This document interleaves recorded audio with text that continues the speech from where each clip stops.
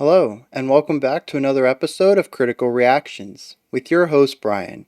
We're going to finish up this week's theme of colors, looking at bands with a color in their name with a group called Red Handed Denial, which I am a small fan of. I've heard most of their older tracks, but have not had a chance to check out their newer stuff yet. The song we're going to be looking at is Cloud 9. So, let's dive into this and see what they're bringing to the tables today.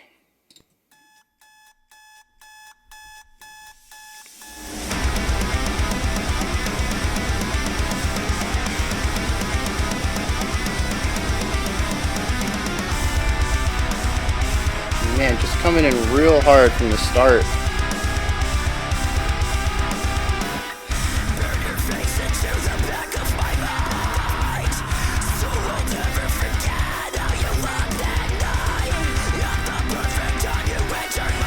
Super rhythmic, but also with these little elements of melodic flourish in the rhythmic lines.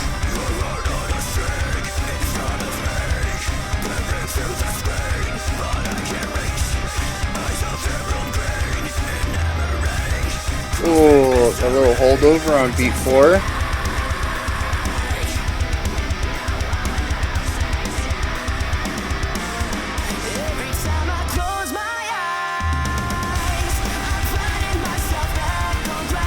Alright.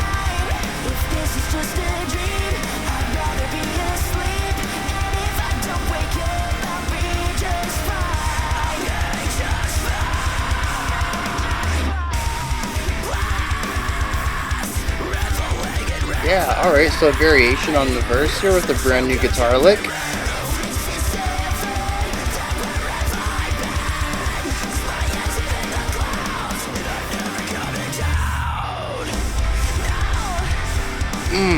Yeah.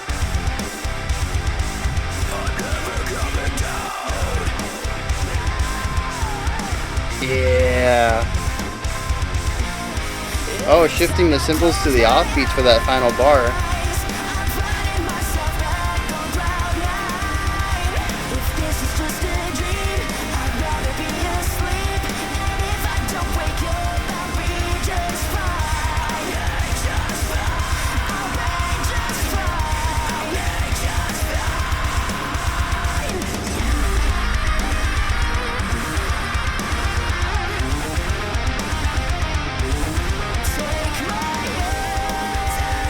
Okay.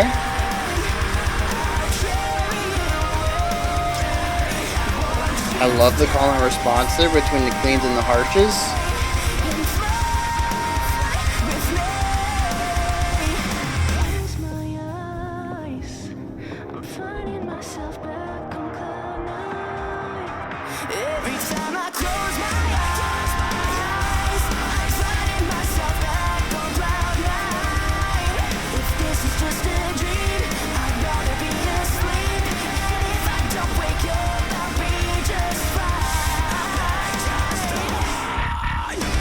Oh, did you hear that bass? That was chunky.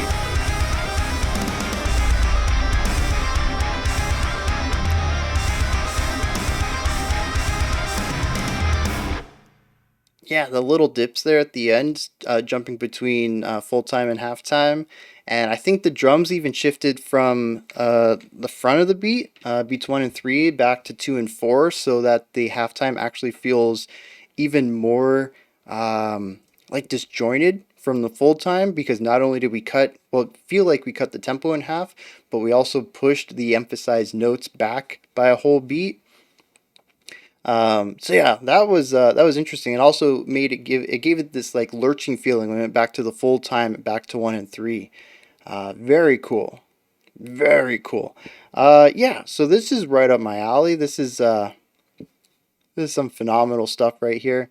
It is a bit more, I guess, mainstream for the channel. So I don't know how many people in the audience, the commenters, are going to enjoy this, but having almost 2 or 3 weeks of really exploring some stuff more on the fringe, right? Looking at more post metal and some long burns, we had a few epics, we had some no wave stuff.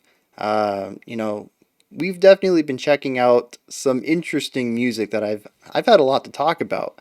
But it is really nice just kind of return to something a little closer to the mainstream and kind of recenter there. As usual, like I always say, contrast, man. That is the spice of life right there. Variety. You know, seeing both sides of music. That's definitely what I enjoy a lot about doing this stuff. So let's dive into this. First thing I want to talk about is the melody writing, right? So we have a really catchy hook going on in the chorus that plays around a lot with uh, like I want to say like really strong, stable, held out higher pitches. A lot of it ends like we have some quicker rhythms.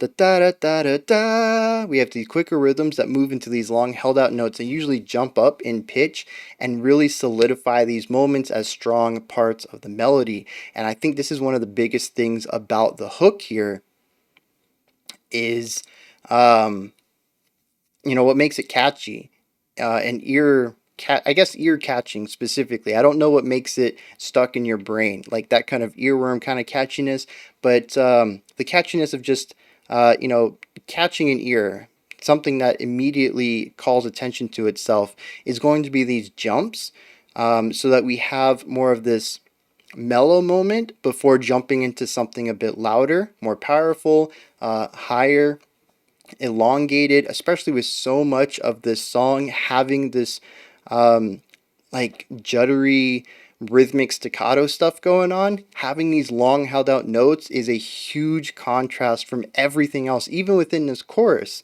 You know, the guitars underneath are playing these bar long chords, but they're still strumming something a bit more rhythmic against them. They're not just strumming it once and playing whole notes. So when the vocalist holds these notes out, it is an isolated aspect of the entire track. So it immediately calls attention to it, and then they are a bit higher in pitch. I think they might even be the highest pitched sections of the song. So again, contrasting everything else that we hear, our ear is going to immediately come to it. It is the most unique aspects of the track. And just pairing that with these faster rhythmic sections before that is going to create this really catchy element to the vocal line. And this idea can kind of be paired with some of the faster guitar techniques that are going on, especially the tapping that we saw in the intro, and then the outro repeated it, and verse 2, where we have the rhythmic element to it, right? It's not really held out notes. We're looking at eighth notes here, so they are a bit faster, but they aren't super held out, and they are rigid. Whereas the more staccato, genty kind of rhythms play around with the amount of space between notes. This is very rigid. It's just every other beat we have a hit on it. So it contrasts itself with what's going on outside of that and provides an element for the ear to latch onto. So yeah, definitely this idea of writing strong melody lines that have strong contrasting elements to everything else that's going on in the majority of the track is something that's going to help this song, you know, have those ear-catching moments, kind of get those things stuck in your mind and really draw attention to those parts. I do think it's interesting because of this idea, though, that the guitar part, especially in the verse 2, pulls my attention away from the vocals, and it turns the vocals into a bassy percussive element to the song. We get the rhythmic concept out of it, we get the compression and the texture, and it kind of blends into the song. Whereas in the second verse, the guitar kind of took my ear. It kept asking me to come back to it rather than listening to the vocals, which in almost every other part of the song was the spotlight. It was definitely the part that was trying to get my attention the most. The drumming's fantastic, like I mentioned there at the end. There's some interesting techniques being utilized to make it a little bit more interesting. I think there's a bit of variety here. We have the poppy style that we hear in pop rock, rock style, whatever you want to call it, more mainstream style of just kind of keeping the meter. We hear that in the chorus. We have some more technical things going on in the verses where we have more of a rhythmic, genty staccato thing going on in the bass kicks while the hands are mostly keeping time. There are a couple of moments, much like we saw at the end, where we shift from the beginning of the beat, beats 1 and 3, more towards the end of the bar with beats 2 and 4, and kind of shift up the vibe of the rhythm. It's usually very quick moments where we shift to 2 and 4 and then back to 1 and 3. It's more of I guess it kind of takes the place of a drum fill. There aren't really many drum fills in here, but it's a way to sort of bookend a pattern before cycling back and starting it over again. And it's an interesting way to go about that. It's not something I think I would think about too often. The drum fill is the first thing that comes to mind for me as a way to put that punctuation at the end of a drum pattern before starting it over again. It's an interesting idea, and it plays in well with what's going on. A lot of this song is really digging into the rhythmic element of it and creating these groovy syncopated lines. So playing around with the rhythms in place of a traditional drum fill works well with what they're aiming for. So yeah, like the instrumentation here is really strong. I enjoy it. Um, I think the vocals are well done all around. I enjoy the variety between the cleans and the harshes, especially bringing them together, as we saw at the end of the first chorus. And then in the second chorus, all throughout, we had oh no, it was the bridge that was call and response. And I think the two vocal styles work well together. Um, I think that might be it before we dive into the lyrics here and see how they might line up with some of the things going on. I guess we should talk about the atmosphere first before we dive into that, because we are going to see if there are any thematic elements of the lyrics lined up with the thematic elements of the music. So, I guess I don't know if there's going to be any strong correlation here, because as far as I can see, this is a pretty typical metalcore style of composition. We have the standard ABABCB pattern going on as far as our structure goes: verse, chorus, bridge, chorus. And like we just talked about, I think yesterday during the Black Crown Initiate reaction, metalcore tends to have this thing where we will fluctuate between something rhythmic and textural and then something more melodic and harmonic, and we see that to a T here. Our verse has the harsh vocals in it. We have the genty, rhythmically staccato ideas going on, usually just taking 1 or 2 notes and bouncing back and forth between them in disjointed, asymmetric, rhythmically ways. And that is seen in the guitars, the bass, and the drums. And pairing that with the chorus, which has the guitars shift over to chord progressions. They play the chords underneath the vocalist, who takes the spotlight with clean vocals. The drumming usually backs down a bit and goes into more of a metronome style. So yeah, to a T, this is a just that stereotypical style of writing a metalcore style song. That's not to say this is metalcore. I'm honestly not sure. I guess this is metalcore, maybe? I don't know. You guys know genres mess me up, but it's that's the genre that I typically associate the harsh and jagged writing that moves into the more melodic and smooth writing and bounces back and forth. I just associate modern metalcore with that sound, so I call it the metalcore style of writing music. um, so because it does follow multiple standards, I'm not sure that there's going to be much of a correlation between the musical themes and the lyrical themes. The music to me is just it's bounces back and forth between aggression and um, elation, I suppose. Yeah, because even like the chorus, like the verse to me is very standard. We have our rhythmic instrumentation with our harsh lower end growl kind of stuff going on with the vocals. That to me is just standard aggressive style of playing, but the chorus comes off to me as just a hair bit more ecstatic. Like I said, elation I think is a word that the first word that came to mind. Something about the vocals are very happy. I don't think there's anything in the chord progression specifically that ties to more uplifting than a typical upbeat pop rock kind of chord progression. But the vocals, for some reason, are definitely a bit more positive and energetic. And something, it might just be the more pop oriented vocal work that comes out of here, sticking with sort of a pedal tone. I know it bounces around a little bit, but we have, an idea of a pedal tone that jumps up to these higher ranges. And to me, that's a very like modern pop style of singing. So I'm curious if maybe that's just it. Like instead of having rock style vocals here, clean rock vocals, I wonder if there is a bit of a pop influence here that is just kind of bringing out a bit of an extra brightness. But it just sounds different to me because I normally hear that paired with electronic music rather than, rock guitars. So let me dive into the lyrics here and see if there's anything that kind of ties into this. I think this is a love song. It's a very aggressive love song. It kind of makes the elation aspect of the chorus. I mean, that lines up beautifully. The chorus says, every time I close my eyes, I find myself back on cloud nine. If this is a dream, I'd rather be asleep. And if I don't wake up, that's fine.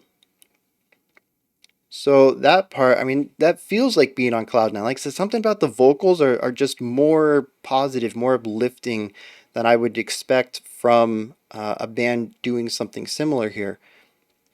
However, the verses, which I mentioned are hyper aggressive, we have the super, jagged instrumentation, we have the harsh vocals. They're also positive. Like verse 2 says, bliss, reveling in reverie. Is this too good to be true? If this is heaven, where have I been? Because my head's up in the clouds and I'm never coming down. And like saying that casually in the spoken language sounds beautiful, but the way that she did it, it sounded very mean and aggressive. I think the first verse kind of brings a little bit of this violence into the language. It says, burn your face into the back of my mind so I'll never forget how you looked. At the perfect time you entered my life, it started as a spark and turned into a wildfire. And I think this does work a little bit better. Because it does include some of the aggression, or as I called it, violence of the delivery into the lyrics themselves. This is a very burning your face, creating wildfires. I mean, these are not like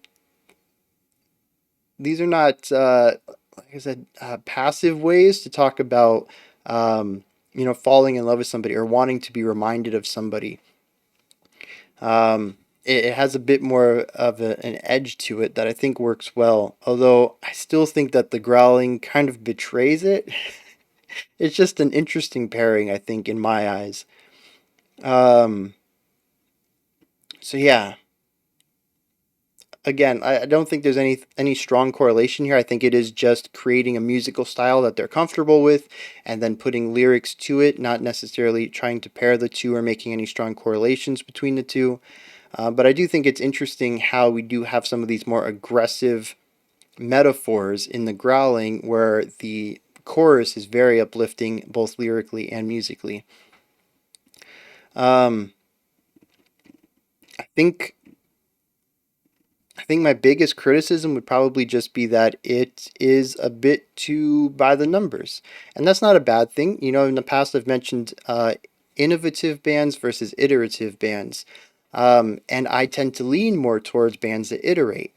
I have massive respect for those who can go out and create new styles or new vibes or, anything like that. But usually it's also done with a bit of roughness because they are the first ones. They're pioneering a sound. We haven't really figured out the best way to do it. And those that iterate slowly perfect it, right? So I typically do like the extra polish that comes from bands that iterate on ideas.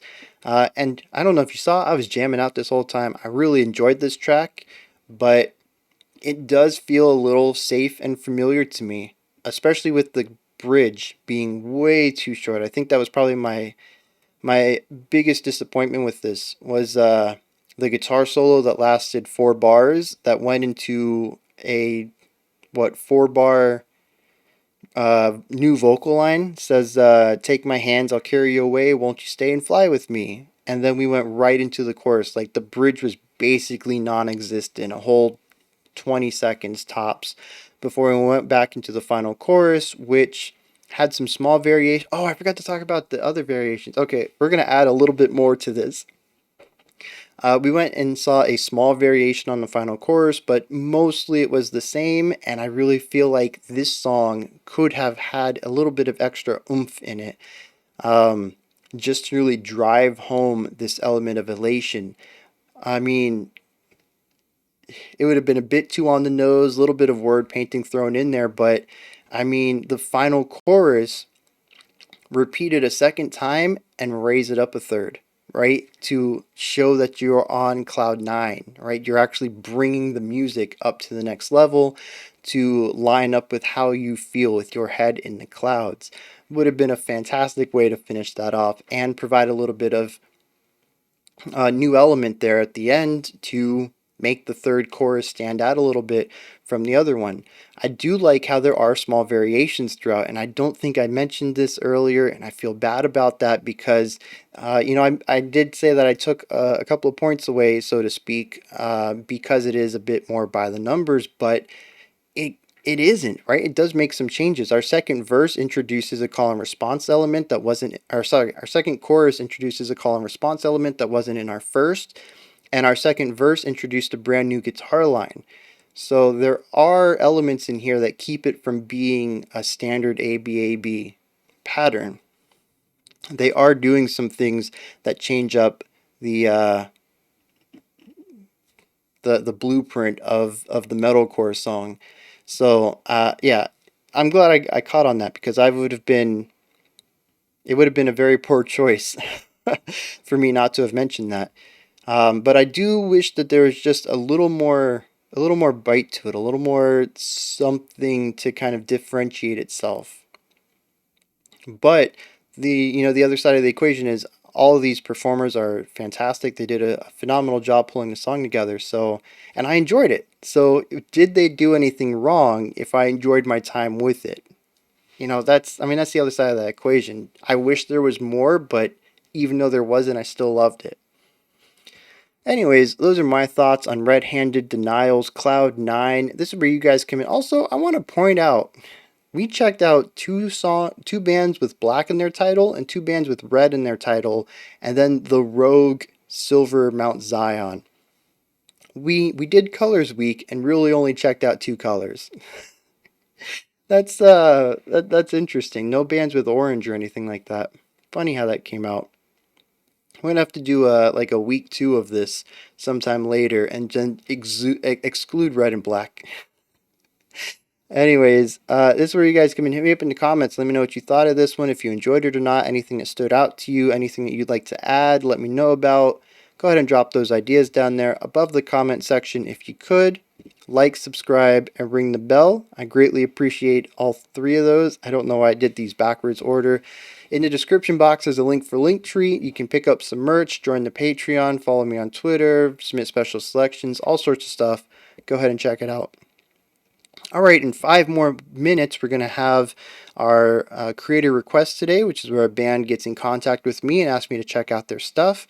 We're looking at a band called Waves in Autumn. I don't know what genre it is, but I guarantee you it's going to be good. Creator request hits almost every week with some of these new and upcoming bands trying to get their names out, and they put together some really great stuff. So I urge everybody to check that out. It's probably my favorite part of the week. Not to diminish the special selections or the theme stuff. It's just that creator request is really exciting because I get to hear these smaller bands trying to get their names out, and a lot of them are really good. Right? So it's just really exciting to get into that and see what's on, what we're on the cusp of. What's going to be those bands that are going to be household names in another year or so. So really, real strong excitement about that. Anyways, if none of that is interesting for you, then I won't be back next week. Well, I will, but in a different capacity. Sunday we'll have our live stream for the patrons. Monday, the 4th, is that? Yeah, Monday the 4th through Friday the 8th, I will not be releasing reaction videos. I'm going to be doing a ton of work related to the channel, but not reactions. One of those things is getting caught up on the live streams. By the end of Friday, we will be caught up completely. All the block live streams will be on Odyssey. They'll all have videos here with links over there so you can put your comments in there. And that way, as I do the live streams, they will be released to the public that week. We will no longer be behind. I'm going to try to get a bunch of the blocked videos up there as well. I know there's quite a few that I have in the old blocked videos Word document, Google document. I'll be converting those to Odyssey videos so that y'all can watch them over there and then have a place to comment here instead of just looking at the document and not really having a place to comment. And then just a bunch of other stuff, just a bunch of, I guess, quality of life stuff to get the channel up to snuff. Stuff I've been trying to do for a while, just haven't really had time, especially as I've taken on more and more tasks for the reaction stuff. So I'm going to take a week off. Like I said, no reactions, but I'll still be here. I'll still be doing work. We'll still be getting some of the some videos out. So I'm excited about that. Get caught up on some stuff that's kind of hit the back burner. But yeah, so, and then Saturday the 9th, we'll have an album reaction just like usual. So I guess if nothing else, I'll see you guys on Saturday the 9th. Until next time, remember to be critical but not cynical of the music you listen to, and have a fantastic morning, afternoon, or evening whenever you choose to watch my videos.